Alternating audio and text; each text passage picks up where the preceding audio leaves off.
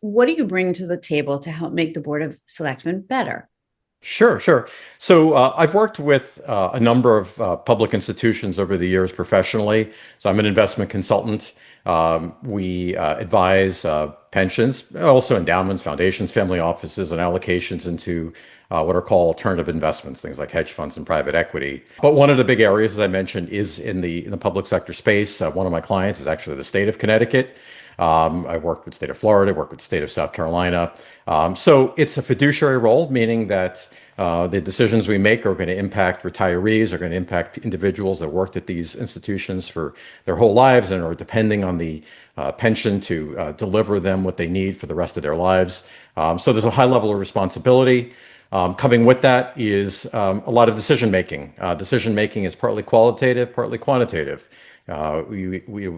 Our clients will have investment managers coming to them. These are very intelligent people with a lot of experience that will present themselves as having the solution or the best idea or the best investment that's going to perform over the long term.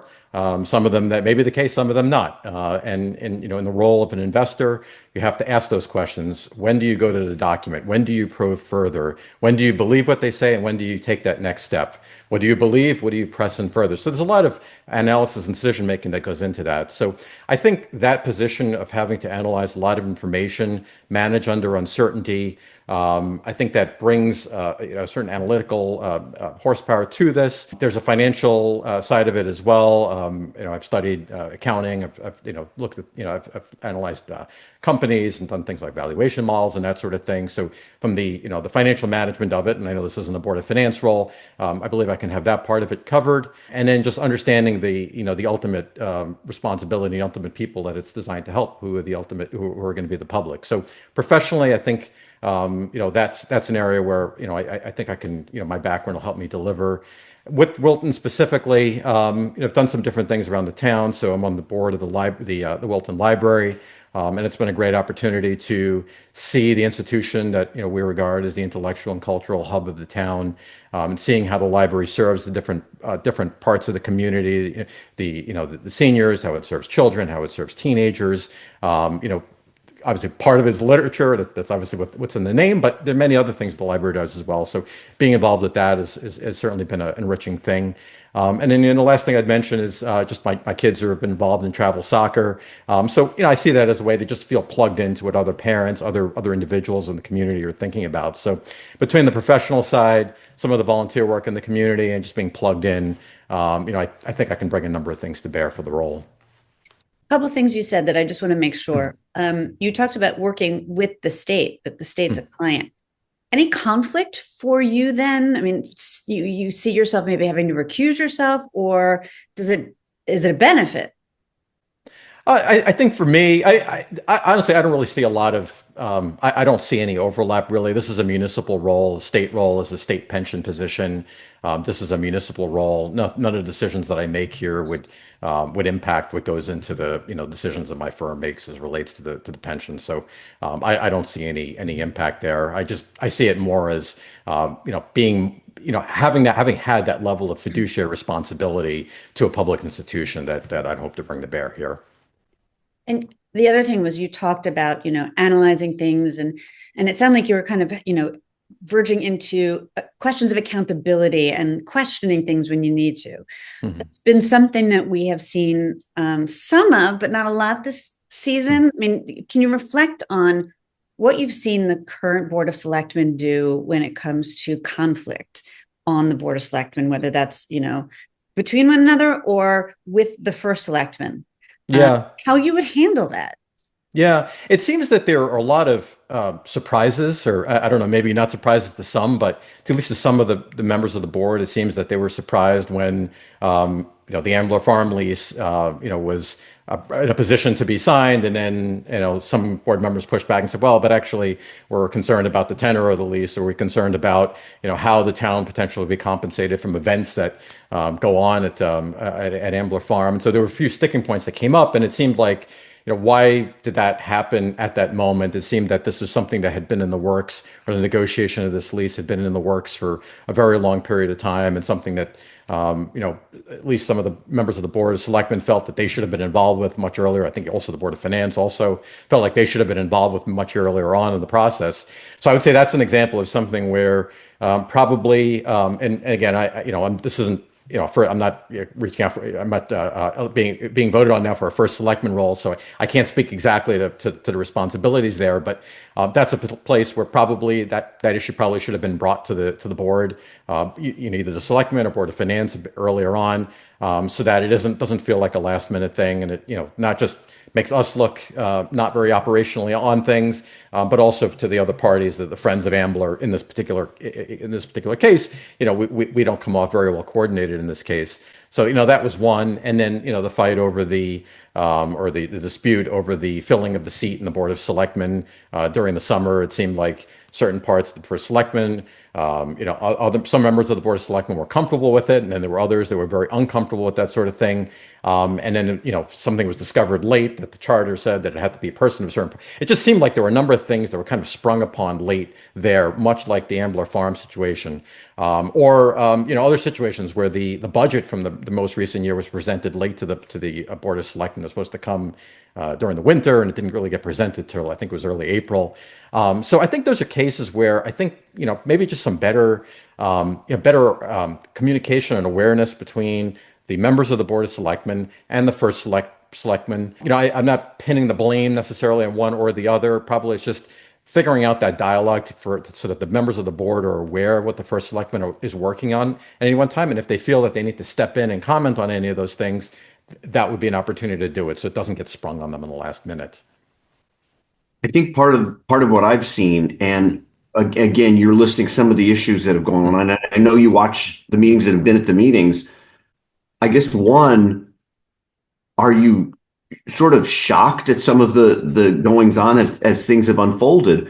And two, given the separation of power in essence between the first selectman and the board, it seems like, and I've kind of heard from some board members and some candidates too, there's nothing really that can be done because of that separation of power. What's your reaction to both of those points? Yeah, I am quite surprised at the level of just hostility that we've seen between the first selectman and at least one or two of the members of the board on the Board of Selectmen. It seems like it's not a large working group. It's a small town. I have to imagine they've all known each other. They've all known their positions for some period of time. We have easy communications. It just seems surprising to me that the surprises come about, and then the level of reaction that's come about also has been pretty surprising and pretty shocking as well. So my hope is that if I were to come into this role, that I could set a better tenor for that, and feel that dialogue would exist within the group, and I certainly would be open to talking at any point in time. I know there are rules around what forms a quorum and that sort of thing, but within the rules of how that sort of dialogue would work, I'd hope that we didn't have that. And then in terms of it being kind of an arm's length or a natural check and that sort of thing. Yeah, I think there's something to that, right? You have a full-time paid position within the town who sees through these things on a full-time basis. And then you have this group of volunteers really from the town who, they just have a vested interest in what happens in the town and are going to look out for the best interests and are going to ask the right questions. And I think that's an appropriate setup. But it also shouldn't be something that should become approached from the explicit role of antagonism. You shouldn't have to, shouldn't have to bang the table. Ideally, if communications are good, it shouldn't have to bang the table. It should be a better working partnership. It's something I would hope to bring too. And that said, as someone with financial experience and understanding, how dramatic do you find the situation with the finance department? With, again, all this kind of constellation of issues. Yeah, I mean, I think certainly the surprise issue that came out with the CFO earlier this year, that was pretty shocking to everybody. One of the areas that we spend a lot of time on in the work with our clients and when you're investing is something called operational due diligence, where you understand who are all the counterparties that an organization works with, where are they registered, do they have any violations in any of those registrations, look over the financial statements, is there anything in the notes of the financial statements that are unusual, any large changes from one to another. One part of it is what we call background checks, where we'll look at registries or different legal databases. You can look at things like residencies, where there's not a specific concern in mind, right? There's no specific thing that indicates that that person is up to something wrong, but there's a consistent set of checks that have to happen, and the hope is that one of these checks would bring about something that was inconsistent. We've had cases in the past where people claim to have graduated from certain schools, and you ask a school for the diploma, and they just don't have it. And it seems simple, and afterwards it seems like a very simple thing. Like, how could we have missed that? How could that have been? But you don't discover things like that unless you have all those checks and steps in the process. So that would be one thing where if I were to make it on the board of selectmen, I'd hope to potentially get more involved, more familiar with what are the background checks, what are the steps that are taken to make sure that people represent themselves right, and we don't have an employee not giving us their all when they claim that they're giving us our all. I've heard people talk about this idea about maybe we need a charter revision to realign just how our government's run in town. Any thoughts on that? I'd have to get a little bit more familiar with some of the specific issues that come about. I mean, for me, it seems to me like a few of the things that have come up have actually just been interpretations of the charter, or things that may have been missed in the charter, or just maybe things where just simple process could have improved them. Maybe certain things could be clearer.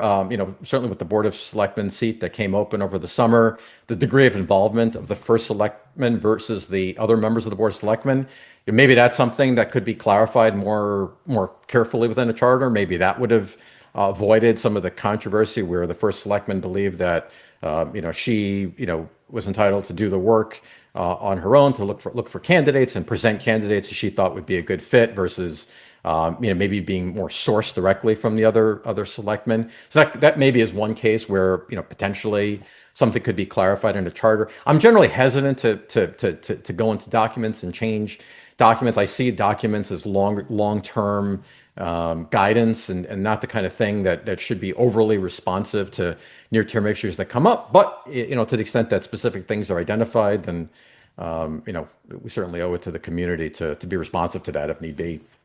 When you talked about, like background checks and process that goes into making sure employees are, who they are saying they are, at least this first selectman does keep a very distinct line between what her responsibility is with staff and human resources versus what selectmen are allowed to do, even, regarding communication with department heads. Right. But that may be a difficult place for you to necessarily directly be involved. Yeah.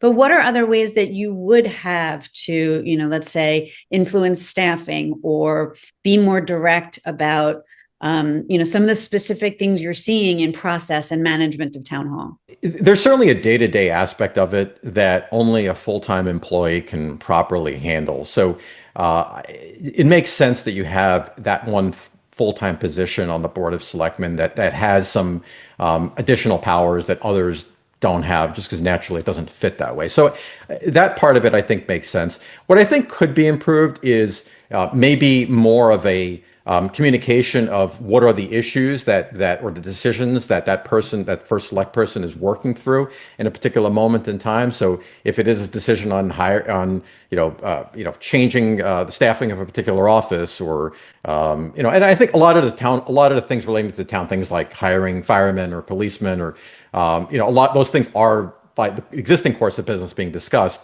But I think maybe what you're referring to is more of the personnel issues and perhaps criticisms that might come about of specific employees of the town, where the first selectman has come in and said, no, actually, you have to come to me. That's not something you can go directly to that person for.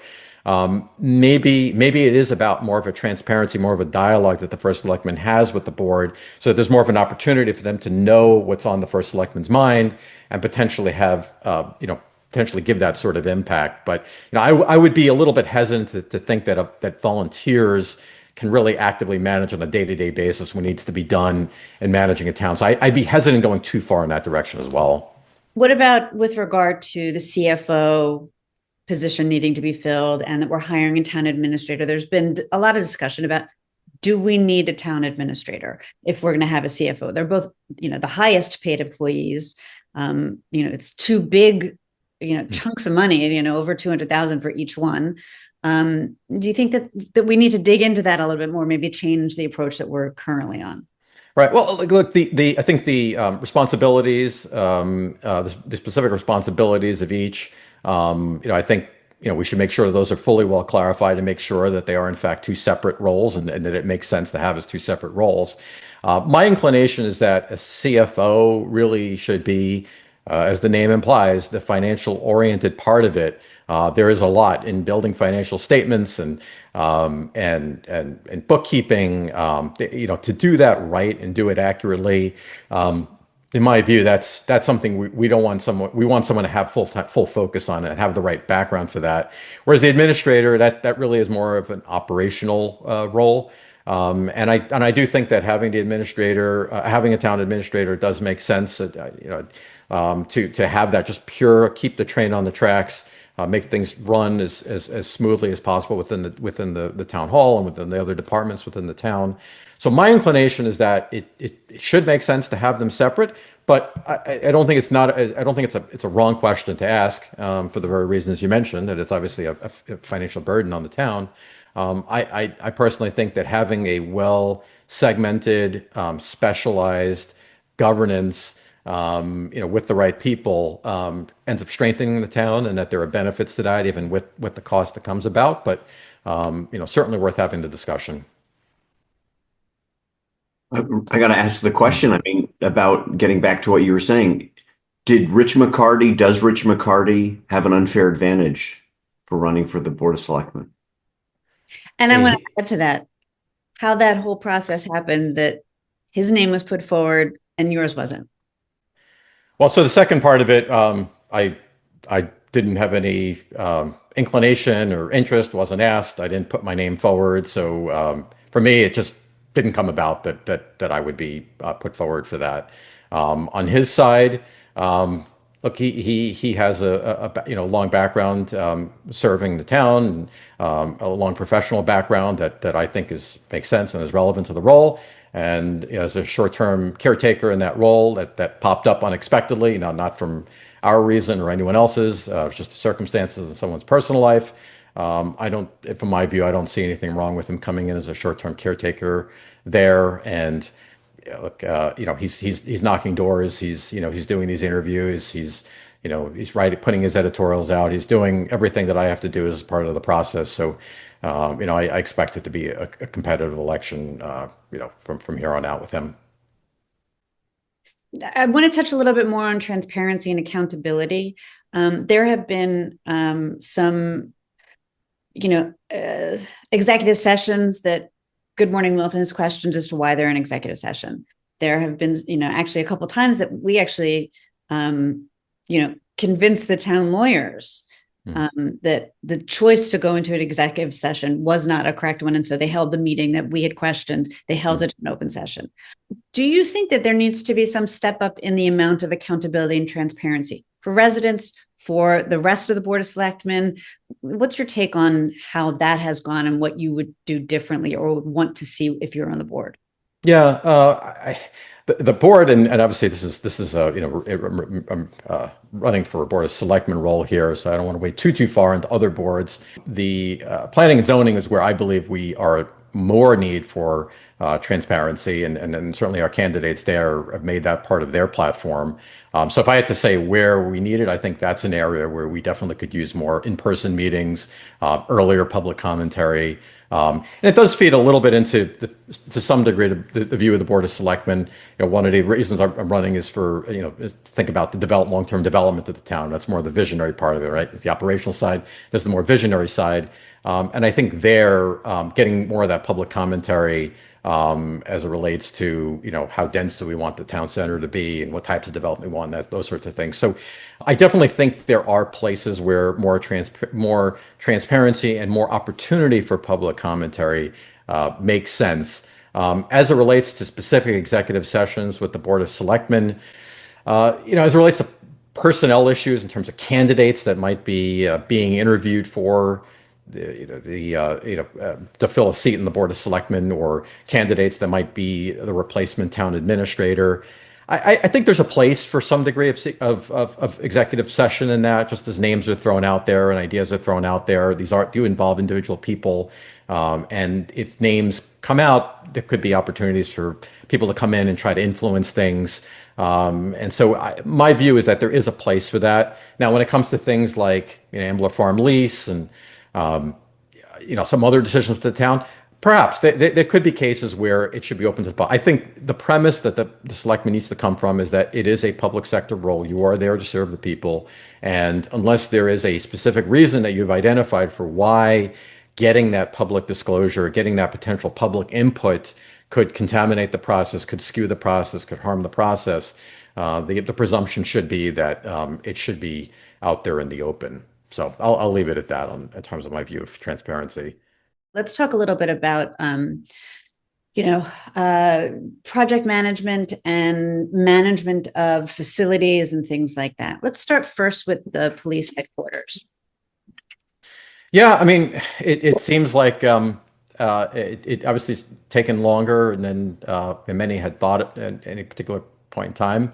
I think that's, again, where it's about communications. It's about making sure we have the, staging, some sort of platform perhaps to show where milestones need to be hit. So, professionally, my company will use things like, a Teams tracker where you can actually see specific deadlines, tasks assigned to people, and allow that sort of thing to be processed, to tracked at points in time. So maybe something like that, so that again there aren't surprises, so people know at any point in time what needs to be done. In terms of the longer term planning and what sort of estimates for completion are realistic or not realistic, that's where you talk to different vendors. They'll pitch their proposed ideas for the length of time for specific projects. Hopefully you can triangulate between different vendors to get a better sense of what is and isn't realistic. When one says is realistic, might not be realistic depending on what you're talking about with somebody else. So I think at the beginning, making sure you have the information to give a realistic estimate of completion, and then to have that longer term planning chart where you can see, okay, we missed this deadline. Next month, we missed another deadline. Okay, are we at risk that potentially the whole project could potentially take a lot longer than expected? Those are, from my end, that's how I've handled long-term projects professionally. I can't say that I've been involved in the project of building a new building, but project management wise, that's how I would approach things. I look at it longer term. There's been a lot of red flags with relating to the DPW. There's been projects. There's been you're aware of the bonding money that's been sitting in the account of over $1 million prior to more bonding money being requested for road paving. Just had a whole issue with some of the budget stuff with the elevator, Middlebrook stuff. What's the Board of Selectmen's role in being concerned about this? Yeah.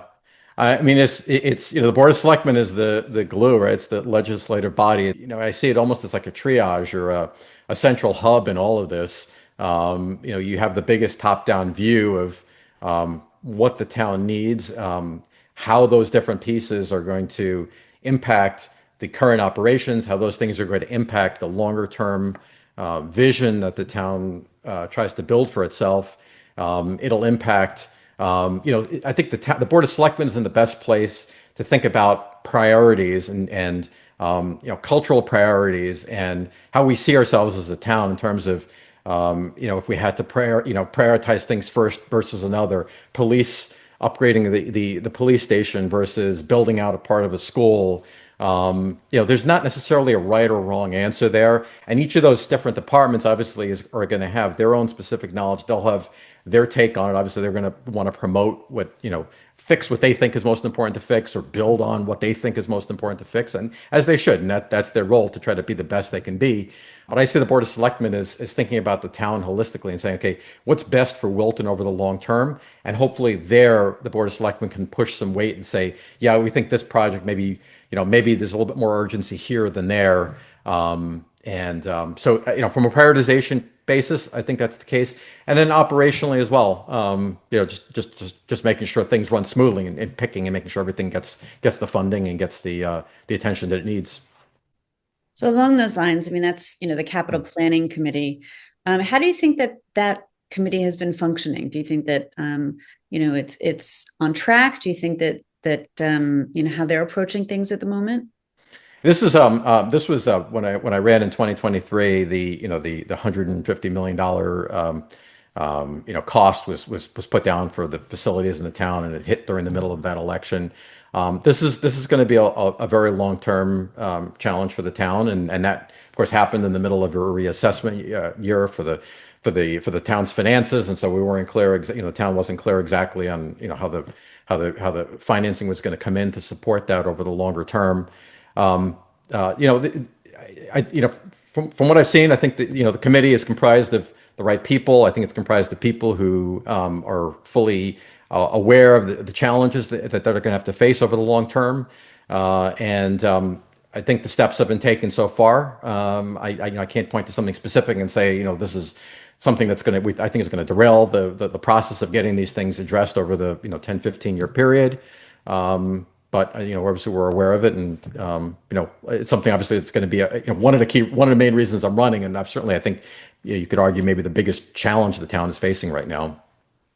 One of the properties that they've spent a lot of the last few weeks focused on is the Gilbert and Bennett School. What are Hmm. your thoughts about what the town might want to do with that property?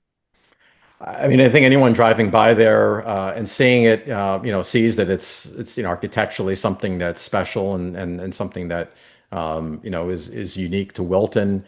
I think it would. I personally believe it would be a shame for it to be, certainly removed or changed significantly in a way that changes that sort of architectural look. I'm not an engineer, so it's hard for me to say, like what sort of repairs or updates might need to be made to it to bring it up to current code. My understanding is that it's pretty, that it hasn't really been used on a full-time basis in some time. So some of the facility may not be fully up to code. I'd love for something perhaps culturally, something either arts or culturally, have to be some sort of hub that can be used in the town for specific events, or different ways that it could be used perhaps for the town to use as a gathering point for obviously the right size kinds of events. I think an evaluation of what capital needs are needed to get it to a point of being a more modern use facility. I would be in full support of having that done to make it something that'd be more relevant, more useful for the town right now, and certainly would not look to have it be something that would be damaged or not part of the town going forward. So you would advocate keeping it as opposed to selling it? Oh, you mean for okay. In terms of well, I think so. The risk in selling it obviously is that a new owner might have a different mind for what it would be used for. I think we as Wilton need to think about. I think we have to be careful about our what makes us unique. What are some of the things that are historically specific to Wilton that makes us unique. And so I think that one has a degree of historical and architectural significance that might make sense to be within the town's control. So we know that it won't be used or modified in a way that would change would change its appearance to the town. I know there are other buildings that the town is looking at potentially selling, and those I would be more potentially open to do using a transaction and putting that in private, having under private ownership to potentially be put to a more effective use. But I think for something which has that sort of look and that kind of significance, I think probably is better for it to remain under town control. Economic development. Hmm. Everybody Yeah. talks about it, but nobody does anything about it. Well, I mean, we've had things out there, right? The POCD came out some years back, and I believe we're about to start another POC, plan of conservation development. We need to develop, and I say that is we have to develop, and it needs to be done smartly, and it needs to be done in a way that respects the I say the culture of the town, respects the tone of the town, respects the pace of the town. But we also have to understand that things have to evolve. And the town has evolved a lot over the years, right? You can talk to some people and old timers that have been at the town 40 or 50 years and say, well, I remember this. Well, if you go back further than that, the town was actually something very different. And the people at the time allowed for the town to evolve and allowed it to become the vibrant suburb that it is right now. Vibrant in some areas and quiet and bucolic in others. And that's I think that's the way most people would want it to be. In the last reassessment, when that came about, it became clear that the residential part of the town took on a greater share of the tax burden when the commercial values were some of the commercial values were marked down, and that's a burden, right? It's a financial burden on the town, and you take that, those capital needs we talked about, and you have the residential part of the town having to absorb a greater share of that. That's a big challenge on a year-to-year basis. So how do we get out of that? Ultimately, I think it will have to be commercial and business development that is perhaps located in the town center. The town center has the highest assessed values by per square foot by a large margin compared to other parts of the town. So if we were to develop that part more, potentially there's a lot more revenue that could be generated from development there, and also would have the benefit of it being the town center as opposed to other parts of the town, which the POCD identified, and I think rightly so, as being just more leafy, more quiet, is always going to remain that. And we always want to make sure that Wilton has the majority of the town being that sort of multi single family, large multi-acre residences. And so on the point of development, I think we have to understand that things do have to evolve. Let's not be too let's not be too conservative in that way. Things have to evolve, but we need to make sure that we do the environmental studies, we do the traffic studies. When I knocked on doors 2 years ago, and now talking to residents of the town, one of the biggest things that come up, if not the biggest thing, is traffic. I do think some of the traffic is just going to happen to Wilton. In other words, it's people moving through Wilton, and regardless of what we do here, I think traffic is going to increase regardless, just because of what's just development in other parts of the state. But we should do those studies. I know there was concern about the building going on in Belden Hill on traffic. So let's do the studies. Let's evaluate the impact of services on the town, impact to the schools, impact to emergency services. So let's make sure we know going in what the impact would be to adding residents. Let's make sure we address the affordable housing issue, which we've run into the problem with 830G in the building on Godfrey Road. So let's not let that happen again. Let's not have a situation where a developer feels the need to invoke 830G and build something that I think from my discussion with people in town, the vast majority of the people in town are concerned with. But development has to happen, and I think if we do it right, if we do it smart, it won't change or won't harm the reason. It won't harm the ethos for what made people attracted to Wilton, but it'll improve our financial situation so that the burden isn't totally shouldered by the homeowners. One of the things that's been discussed on the Board of Selectmen, and when you're talking about capital improvement, has been town hall renovations versus repairs. How urgently do you see the need to renovate town hall, and where are you leaning on that renovate, rebuild, replace discussion? There is some degree of symbolism that comes about from the town hall, and whether the residents of the town who go there, who may not go there all that often, maybe they go there to early vote, and that's maybe the only trip they do, or they go there to pay taxes. Or it's not a place that it's going to have a high volume of people coming through at any one time. So one could say, well, look, as long as it functions, do we really care what it looks like? I do think there's some degree of symbolism there. So my view is let's not let it fall to disrepair. I know there were, news stories how multiple people had to share offices or certain windows, weren't sealing properly and they had to put tape over the window. I don't think as Wilton, we're fortunate to be one of the more affluent towns. Not everyone, and we know that there are certainly large pockets of need within Wilton also. But as a whole, we're fortunate to be a very a town that has a degree of wealth, and so we should have a town hall that functions. In terms of space, one idea that's been floated is potentially using some of the other town-owned buildings to take overflow of employees.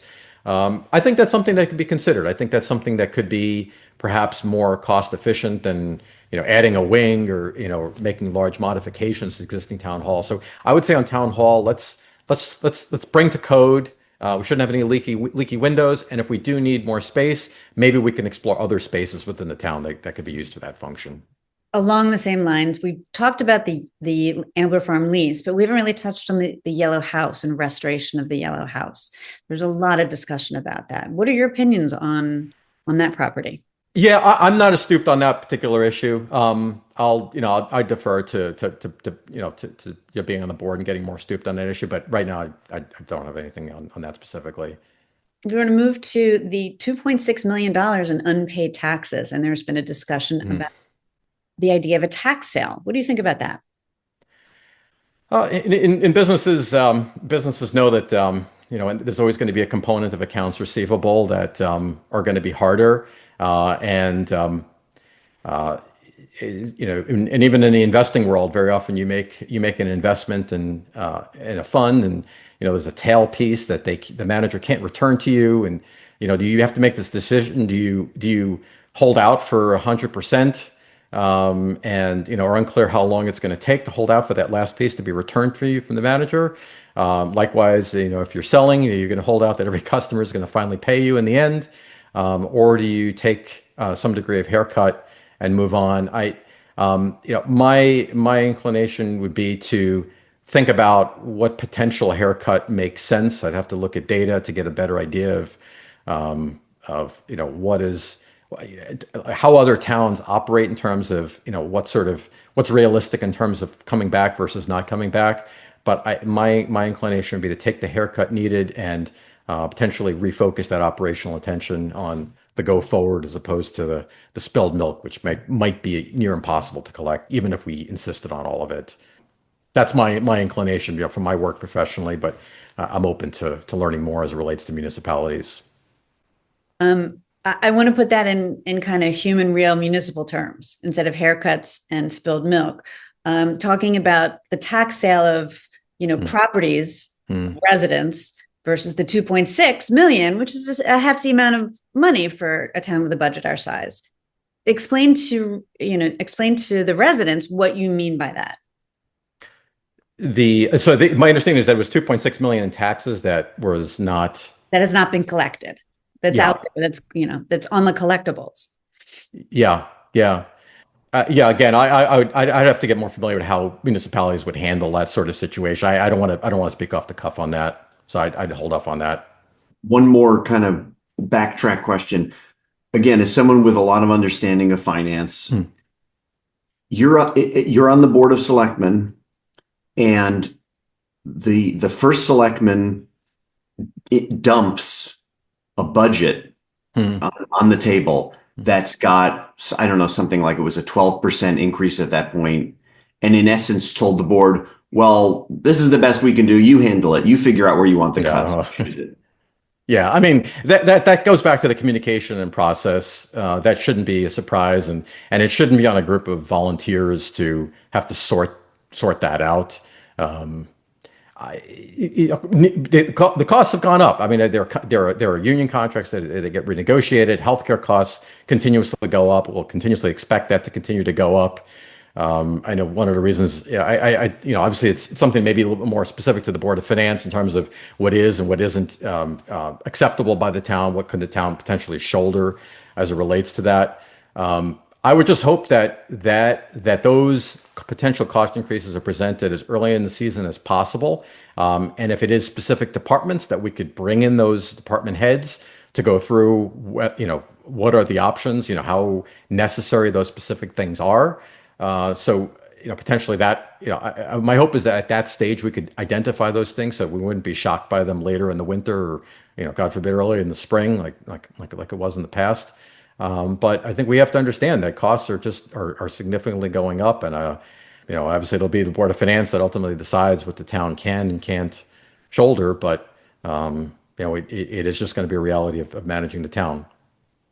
You talk about volunteers being on the Mm, board. And it's been, an ongoing, mm, since I've been covering the town, mm, getting people to step up to volunteer, to participate on the boards, and also come out for mm, elections, come out for the annual town meeting, which is a vote mm. the taxes they're going to pay. What do you think, as a member of the Board of Selectmen, you could do to increase volunteer participation and participation in those critical decision making that you're asking residents to do? In terms of the boards themselves, I know that the first selectman election, there was only one candidate in 2023, so that was a case where only one party was able to put somebody forward for that, and so and certainly I think as a town we benefit from having a choice and having as opposed to just one person running unopposed. But the other elections, from what I've seen, have been relatively competitive and pretty close. Well, I should know my election came down to 4 votes last time, so clearly there was interest for that role and for that particular role. So, in terms of the participation, and I agree with you with the town meeting, it's always disappointing to see the turnout and the question of whether we hit the 15% threshold or we don't hit the 15% threshold.